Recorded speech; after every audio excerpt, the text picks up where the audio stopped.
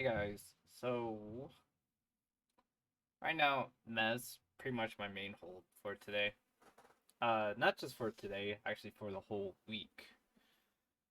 And as long as it stays above this black line in 15 minutes, I'm sort of fine just holding on to it.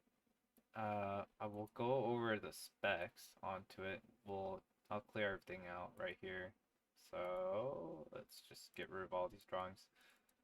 So why do we get into meta in the first place? So we'll start with, let's get rid of this. This is actually not that important. We actually look in the 4 hour. The 4 hour it's right above the 4 hour, which was right here, I believe. Yep, that was the 4 hour support and resistance. It's pretty much when that red crossed that purple line right here, and it lined up with this candle. So I end up lining up right there. Next, I like to skip over to the 1 hour. Like I said, the 1 hour is the main driver for a lot of things. So we'll make a trend line. So there's this red that right cross over here. So it broke the hour trend line, which was fine. When it broke that 1 hour, I sort of wanted to see how to react on the 4 hour resistance. So to see how to react, we went on to the 2 hour, and I believe the 2 hour was right here. So it's above both the 2 hour and the 1 hour. And like I said, normally we always want the 1 hour be below the 2 hour. If the 1 hour is above it, then it's a high resistance right away.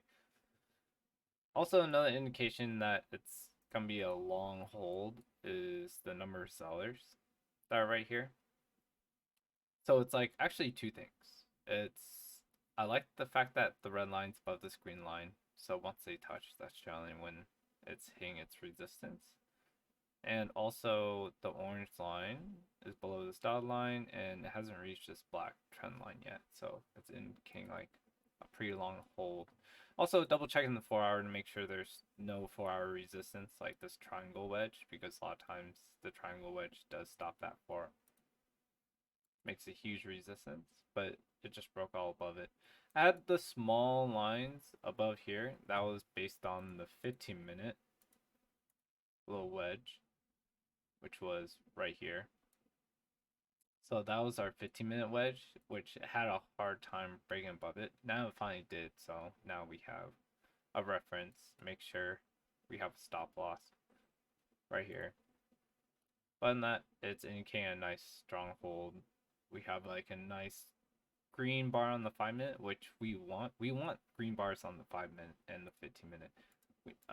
The one and the 2 hour, we don't really care as much. It's the 5 minute because just within probably this right here, that's already 2 days from here to here. So that's like a long gap. So that's why I'm happy with the 5 hour green bar support.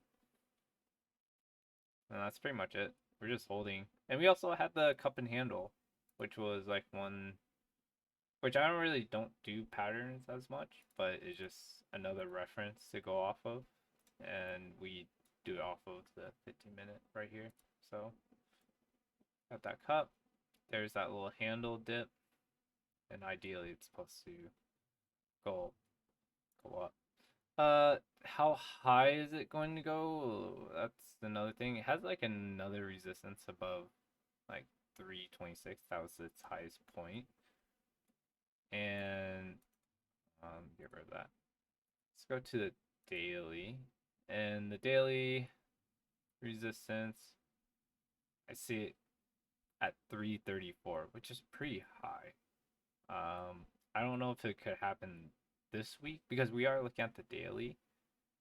There's a high chance it could see in the 30s next week, but we'll see how things go. So as of right now, it's just a hold.